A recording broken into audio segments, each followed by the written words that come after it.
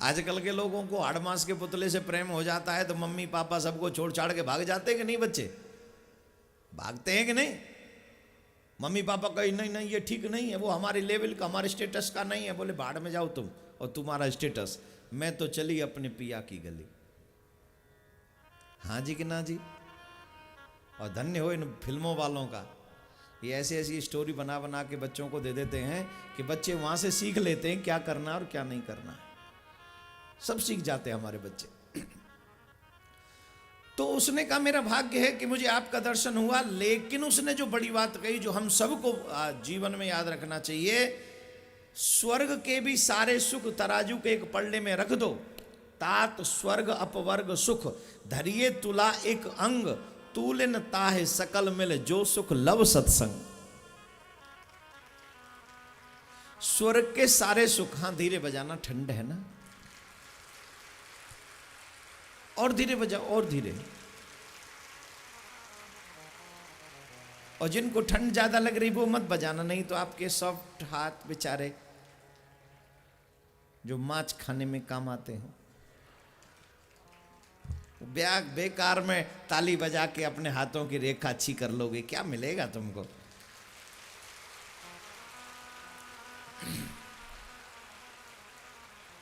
क्या बोलना पड़ेगा?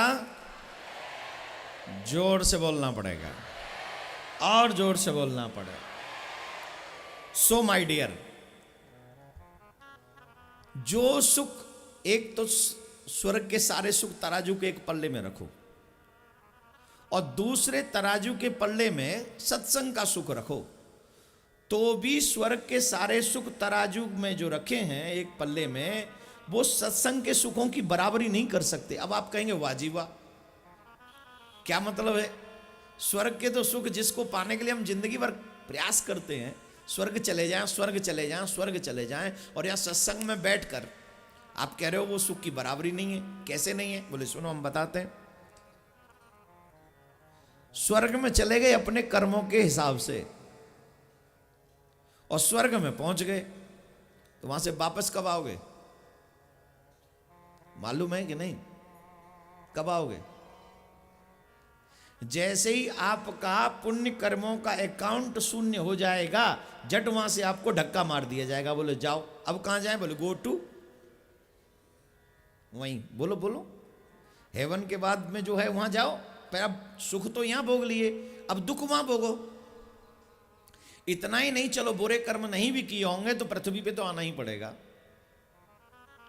स्वर्ग का मतलब है एक 5 स्टार होटल, जहां हर सुविधा है जो तुम सोच नहीं सकते, हाई क्लास की सारी सुख सुविधा वहां है। लेकिन जितना पेमेंट तुम्हारी जेब में है, उतने ही दिनों तक उस हाई क्लास के होटल में रह सकते हो, और जैसे ही तुम्हारा payment nil, get lost from here, देवता कहते थे निकलो यहां से।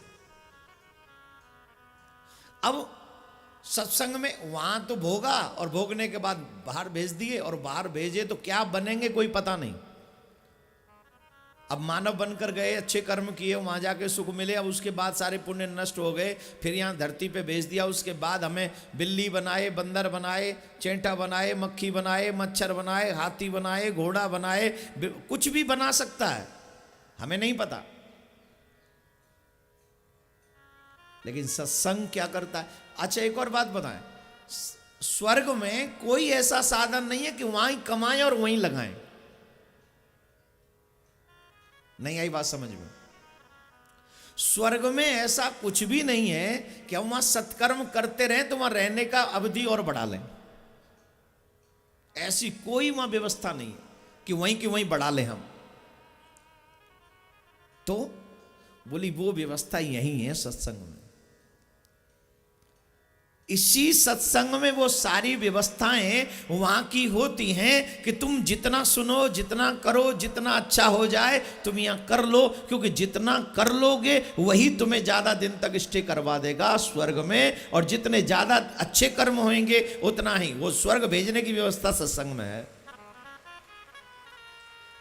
स्वर्ग भेजने की सारी व्यवस्था सत्संग में है, लेकिन अफसोस इस बात का है कि सत्संग में मन नहीं लगता। बोले कब तक मन नहीं लगता है? बोले जब तक इन सब चीजों को समझ न लें तब तक सत्संग झूठा लगता है।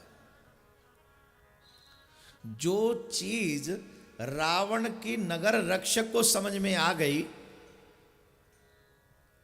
कि जो आनंद सत्संग में है वो आनंद स्वर्ग में नहीं है, वो हम लोग अपने आप को अच्छा इंसान कहते, हमें आज तक समझ में नहीं आती।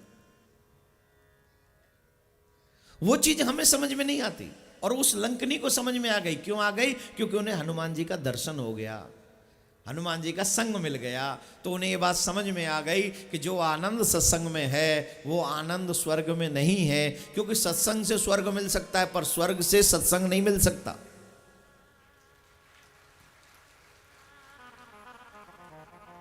इसलिए क्या करना चाहिए हमको? धरिए तुला एक अंग, तूलिनता ही सकल मिल, जो सुख लव सत्संग। जो सुख सत्संग में है। और यहीं तो हम भगवान के भक्त बन जाते हैं। और कई लोग जो यहां नहीं आते वो भक्त बन जाते हैं। ये सत्संग की तो महिमा है, ये सत्संग की ही कृपा है। न जाने कितने लोग भगवान के दीवाने बन गए।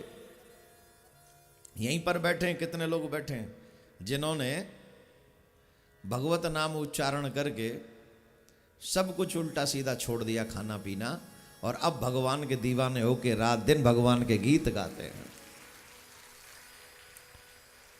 किस किस ने छोड़ा है? समझ रहे हैं ना मैं क्या पूछ रहा हूं?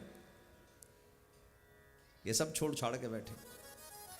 तो ये लोग कहें कि हम नहीं, कथा हमें कुछ नहीं देती, तो वो गलत है, क्योंकि तुमने लिया ही नहीं, तुम्हारी लेने की पात्रता ही नहीं थी।